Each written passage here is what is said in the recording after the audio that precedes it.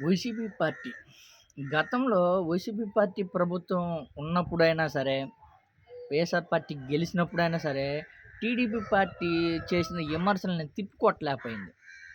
ఏదైతే తప్పుడు ప్రచారం ఏదైతే జగన్మోహన్ రెడ్డి గారు ఇచ్చిన పథకాల మీద గానియండి, ఎవరు జనాలు లబ్ధి పొందే విషయంలో గానీ, విపరీతంగా అంటే విపరీతంగా తప్పుడు ప్రచారాలు చేశారు. అప్పుడు గానీ దాన్ని తప్పుడు ప్రసారం చేస్తారు టీవీ ఛానళ్ళోళ్ళు, పచ్చ మీడియా ఛానల్స్ అన్నీ తిప్పికొట్టలేకపోయారు గతంలో వైసీపీ పార్టీ.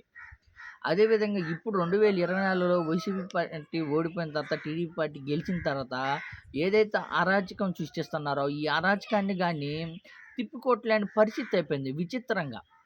ఇప్పుడు కార్యకర్తల మీద దాడులు జరిగిపోయినాయి.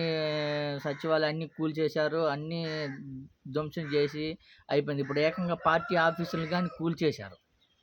కూల్చేసినా గానీ ఇప్పటి వరకు కనీసం ఎవ్వరు గతంలో ఎంత 151 మంది ఎమ్మెల్యేలున్నా గానీ, గతంలో ఎవరైతే మాట్లాడినోళ్ళు ఇప్పుడు కనీసం మాట్లాడలేకున్న పరిస్థితి అయిపోయింది. గతంలో వైసీపీ పార్టీ ఉన్నప్పుడు ఏదైతే మీడియా ముందుకొచ్చి విచ్చలవిడిగా మాట్లాడి, తిట్టి, గందరగోళం జేసి, మీ అంతు చూస్తాం అది ఇది అన్నోళ్ళు ఇప్పుడేమైపోయారు? జగన్మోహన్ రెడ్డి గారి ప్రభుత్వంలో ఉన్నప్పుడు లబ్ధి పొందిన వాళ్ళంతా ఇప్పుడేమైపోయారు? ఇప్పుడు టీవీ ఛానల్స్‌లోళ్ళు గానీ, ఈళ్ళంతా జగన్మోహన్ రెడ్డి గారిని ఆకాశానికెత్తారు గతంలో ప్రభుత్వం ఉన్నప్పుడు.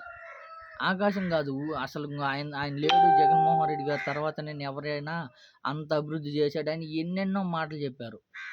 ఓడిపోయిన తర్వాత మళ్ళీ రివర్స్ అటాక్ జగన్మోహన్ రెడ్డి గారి మీద రాళ్ళేసే విధంగా ఇప్పుడు కనిపిస్తుంది. అంతెందుకు నిన్న జగన్మోహన్ రెడ్డి గారు పులివెందుల పోతే పులివెందుల్లో రాళ్ళ దాడి చేశారని అప్పుడు ఒక తప్పుడు ప్రచారం చేశారు.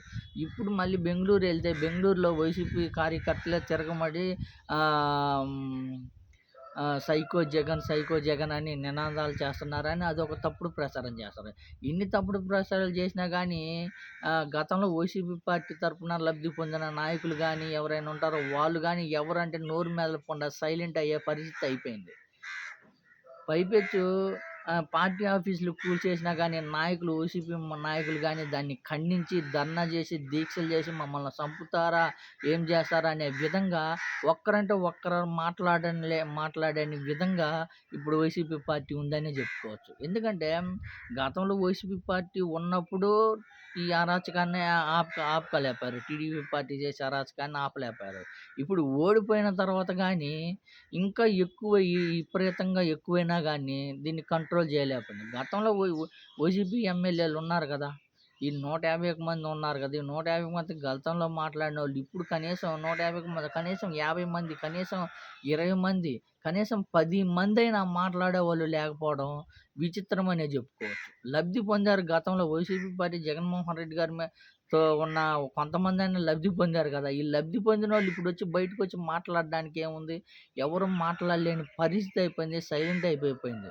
ఎవరైతే లబ్ధి పొందలేదో వాళ్ళు కొంచెం గట్టిగా మాట్లాడి కొంచెం సపోర్ట్‌గా ఉండే పరిస్థితికొచ్చిందే తప్ప, లబ్ధి పొంది పార్టీకి గతంలో ఎవరైతే కేకలేసినోళ్ళు వాళ్ళు ఇప్పుడు కంటికి కనిపించే పరిస్థితి లేదు. మొత్తానికైతే జగన్మోహన్ రెడ్డి గారు గతంలో టీడీపీ పార్టీ చేసిన తప్పుడు ప్రచారాన్ని ఎదురు నిలబడలేకపోయారు. ఇప్పుడు ఓడిపోయిన తర్వాత గానీ ఇంకా విపరీతంగా తప్పుడు ప్రచారం మీదేసుకుంటుండనే చెప్పుకోవచ్చు.